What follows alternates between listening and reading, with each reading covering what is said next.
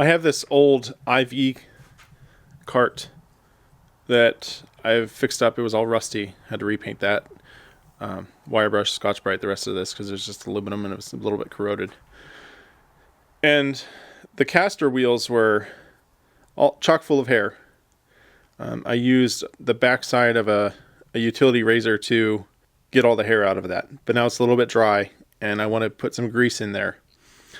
And the way I'm going to do that, now I haven't actually done it yet, so we'll see if it works, is I bought a pack of these syringes. Now, my wife and I own a veterinary hospital, so I have unlimited access to syringes. I guess it's a good thing that I don't use any sort of drugs. But I got these before we owned a veterinary hospital. And I got them for like glue application. You can get a bag of assorted sizes on eBay for really cheap. I think this is like $12 shipped. So you get multiple syringes and a whole bunch of different needles.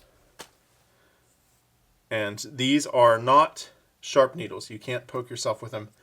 They're blunt tip. Yeah, there you go. So it's no danger. Now you can also use these syringes just as little applicators for things if you take off the needle. And one way to put glue in here is you could just stick this in the glue or grease or oil and suck it up, because that's normally how you would fill these with whatever you want to inject. But you can also take the plunger out and fill it up here. So I could put glue in this end and then put the plunger in and, you know, apply it into tight spaces. Or I commonly like using this method, maybe with a smaller one, to inject glue into cracks in woodworking projects and then clamping it shut. There's a guy on YouTube, Thomas Johnson Restorations, I think that's his name, and he always uses a knife, like a putty knife of sorts, to smear the glue into cracks, and I think that he might be interested in using something like this instead, or in addition to.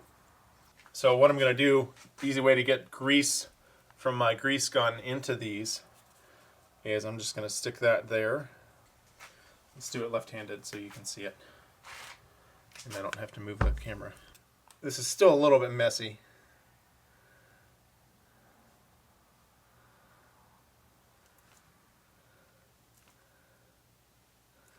Okay, 3 shots. That should be enough for all of these casters. Okay, now after cleaning my hands up, I put the plunger back in, and that filled that up. And now I can apply grease out of here. Look at that. So now I can apply grease into tight spaces, such as these ball bearings here. Zoop. Zoop. Zoop. Zoop. Zoop. And then it's a little bit tight to get in there. I wonder if I can squeeze some grease through with the tiny needle. So this one's really small.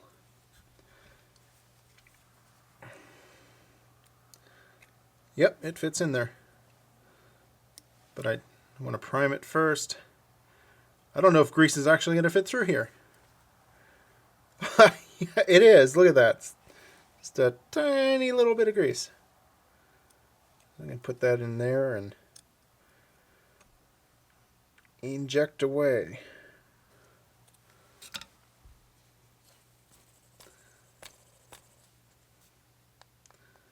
Now in my case, these have ball bearings on the bottom too. So I need to inject it on both sides.